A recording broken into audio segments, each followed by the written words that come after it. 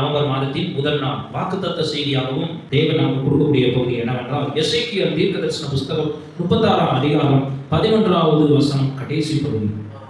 உங்களுக்கு நற்சீர் உண்டாக செய்வேன், அதனால் நான் கர்த்தர் என்று அறிந்து கொள்ளுங்கள்.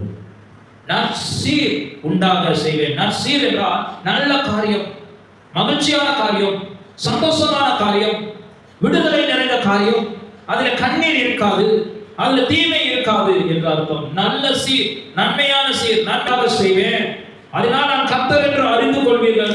10 மாதம் உன் வாழ்க்கையில் நன்மையான காரியங்கள் நடக்காமல் இருந்திருக்கலாம். ஏன் என் வாழ்க்கையில் இப்படி நடக்கிறது, கண்ணீர் வருகிறது, ஏன் உபத்திரவம் வருகிறது, நான் எதிர்பார்த்த நன்மை நடக்கவில்லையே, தீமையான காரியம் தான் நடக்கிறது, தொழிலில் ஆசீர்வாதம் இல்லை, இப்படிப்பட்ட சூழ்நிலைகளை நீ காணப்பட்டு கொண்டிருக்கலாம். கைகளை நீ எதிர்பார்த்த அமௌண்ட் வருவதில்லை. சில பேர் சொல்றாங்க, கைக்கு வருதியா, ஆனா அந்த கையில அது தங்க மாட்டேங்குது, எப்படியோ போய்விடுது. இப்படிப்பட்ட தீமையான காரியம் தான் நடக்குது. பொருளாதாரத்துல வறட்சி, ஆவிக்குரிய காரியத்துல வறட்சி, ஜெபிக்க முடியவில்லை. இப்படிப்பட்ட தீமையான சீர்கள் உன் வாழ்க்கையில நடந்து கொண்டு இருந்திருக்கலாம். அது முந்தின சீராக இருந்திருக்கலாம். ஆனால் இப்போ நடக்கக்கூடிய சீர் என்னவென்றால், ஆண்டவராகிய இயேசு கிறிஸ்து உங்களுக்கு சொல்கிறார், உங்களுக்கு நற்சீர் உண்டாக செய்வேன். ஊழியத்துல உங்களுக்கு நற்சீர் உண்டாக செய்வேன். உன் குடும்பத்துல உங்களுக்கு நற்சீர் உண்டாக செய்வேன். பொருளாதாரத்துல உங்களுக்கு நற்சீர் உண்டாக செய்வேன். நீ எதிர்பார்த்திருக்கும் காரியத்துல நற்சீர் உண்டாக செய்வேன். உன்னுடைய தொழிலிலும் எல்லா காரியத்திலும் நற்சீர் உண்டாக பண்ணுவேன். அதனால் நான் கர்த்தர் என்பதை, நான் தேவன் என்பதை, நீ ஆராதிக்கும் தேவன் என்பதை, உனக்காக ரத்தம் சிந்தின தேவன் என்பதை நீ அறிந்து கொள்ளுவான் என்று தேவன் சொல்கிறார். ஹல்லேலூயா. சோர்ந்து போகாதீங்க.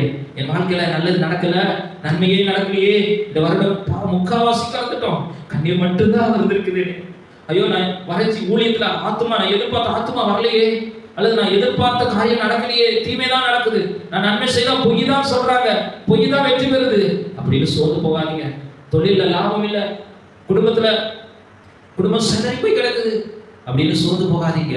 நற்சீர் உண்டாக செய்வேன், அதனால் நான் கர்த்தர் என்பதை நீங்கள் அறிந்து கொள்வீர்கள் என்று இயேசு உங்களுக்கு வாக்கு பண்ணுகிறார். இந்த வாக்கு பிடித்துட்டு எனக்கு செய்யப்பா, நீ வாக்கு பண்ணீங்கல்ல, வார்த்தையில உண்மை உள்ளவதானே, அந்த உண்மையில பிசு கூட தட்டாதுல, கரெக்டா ஒரு பிசு இல்லாமல் செய்கிற தேவன் தானே, நீ வாழ்க்கையில செய்ய இயேசுவே, செய்யுமாறு விட மாட்டேன்னு பிடிங்க, ஜெபத்துல வைங்க, செய்வான்.